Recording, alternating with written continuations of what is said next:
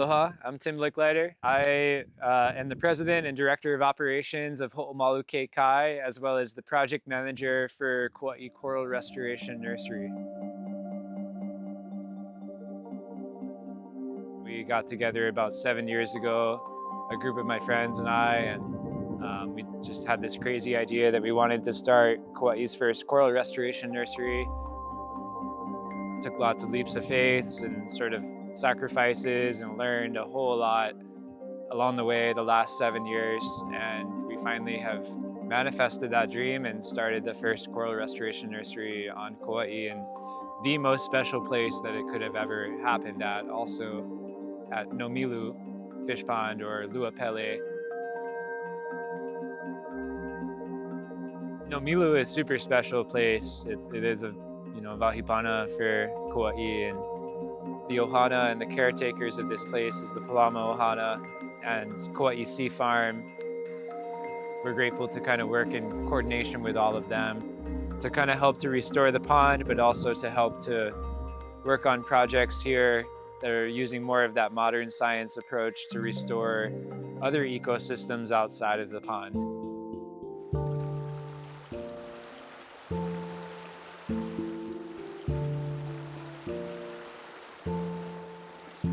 We collect these corals of opportunity that are growing on man-made structures. So we really would just want to, we're not trying to take healthy coral from the ecosystem. We want to take this coral that most likely won't survive based on where it's growing. Since we've been at this 7-year mission of trying to start Kauaʻi's Coral Restoration Nursery, we've documented corals where we ended up collecting at Ahukini that have settled on these man-made structures like tires or like pilings. We think that maybe the coral from places like that might be more strong and resilient to work with for restoration. They might have some of those traits that are already resilient to go into, the next phase of whatever we've got to experience with the climate and with ocean rising temperatures and things like that.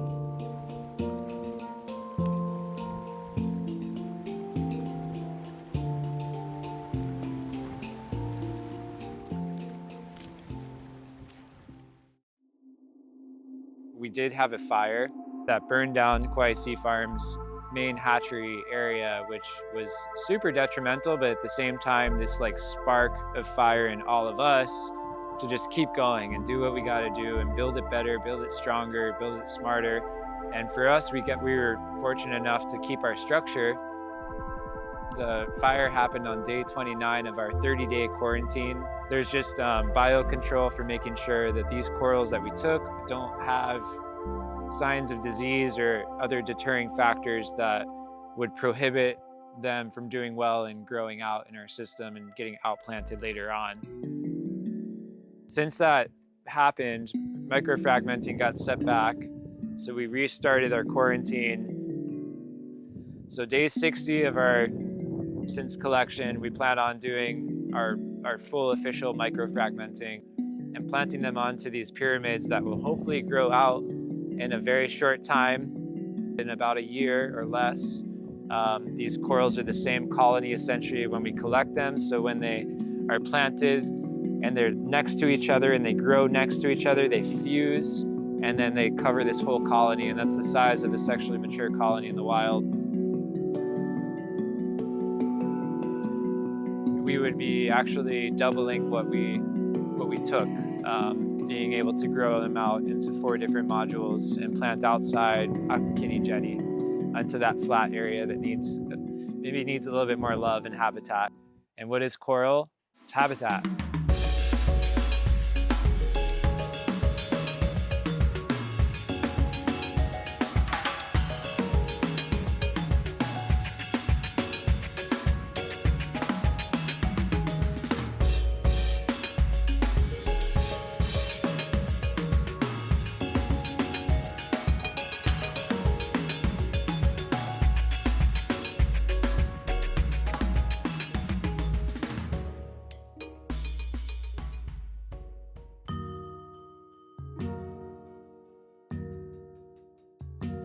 What happens when we talk about losing entire ecosystems is huge, and especially when you lose a keystone species that support most of the other life within that area.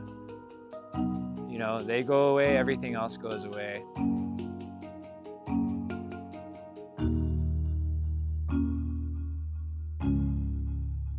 To bring some of those back, that's our goal in a small way, and to create inspiration around it in our community that anyone can do it, and this isn't rocket science.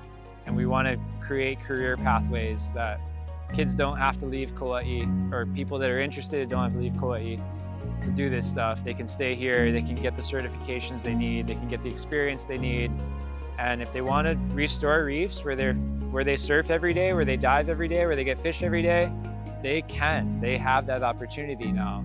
And that, for me, like wanting to do this stuff myself personally for like over 7 years, that's the biggest win, is that the next generation and whoever is interested in our community now, for the first time ever, has an opportunity on Kauaʻi to get involved in this stuff.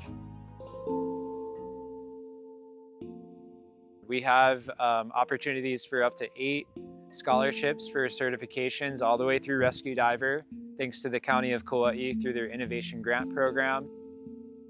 We work through PADI, so you would start with open water diver, and then we would get you onto advanced open water, and then onto rescue diver, and then we can kind of get into that more scientific diving training. But if you know Captain Tara Leota or KauaiOceanAwareness.org, you can reach out there.